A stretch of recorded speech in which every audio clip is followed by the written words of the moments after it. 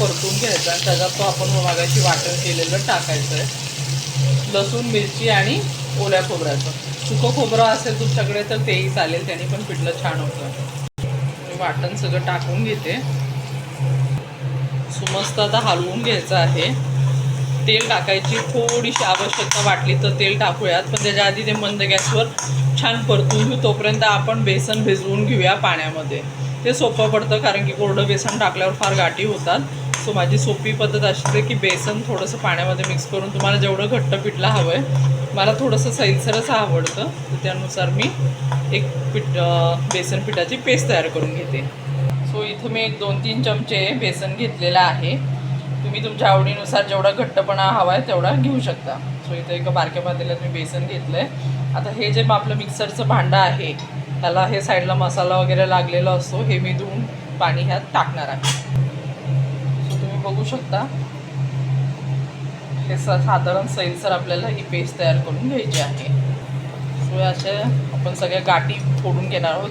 विकतच्या बेसनच्या पिठात कधी कधी थोडासा मैदा मिक्स असतो, त्यामुळे पण गाठी तयार होतात. सो सगळ्या गाठी आपल्याला फोडून घ्यायच्या आहेत. अशा पद्धतीने बेसन केलं तरी ते चांगलं लागतं.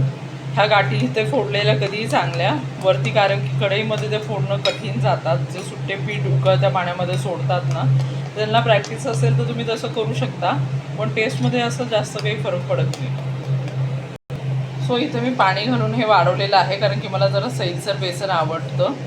तुम्ही ह्यामध्ये पीठ जास्त घेऊन पाण्याची क्वांटिटी कमी ठेवून घट्ट, ज्यांना गोळी बेसन म्हणजे एकदम सुखा झुणका टाईपमध्ये ज्यांना बेसन आवडतं ते त्याच्यामध्ये पीठ जास्त आणि पाणी कमी ठेवू शकता.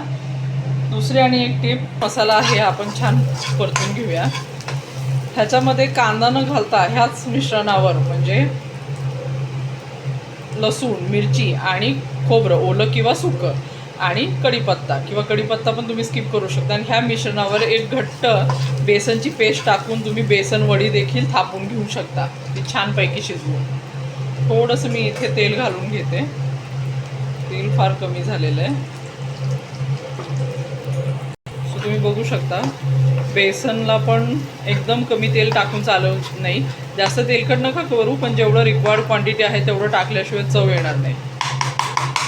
सो आता आपण जे मिश्रण तयार केले ते आहे ते ह्यात ओतून घेऊ. परतून झाला आहे कांदा, लसूण वगैरे, ते करपायच्या आधी आपण त्यात हे टाकून हलवून घेऊया. भांडं देखील आपण इथे धुवून थोडंसं टाकणार आहोत पाणी. सो तुम्ही बघू शकता छान रंग आलेला आहे. पातेलं धुवून टाकलेलं आहे आपण बारकं.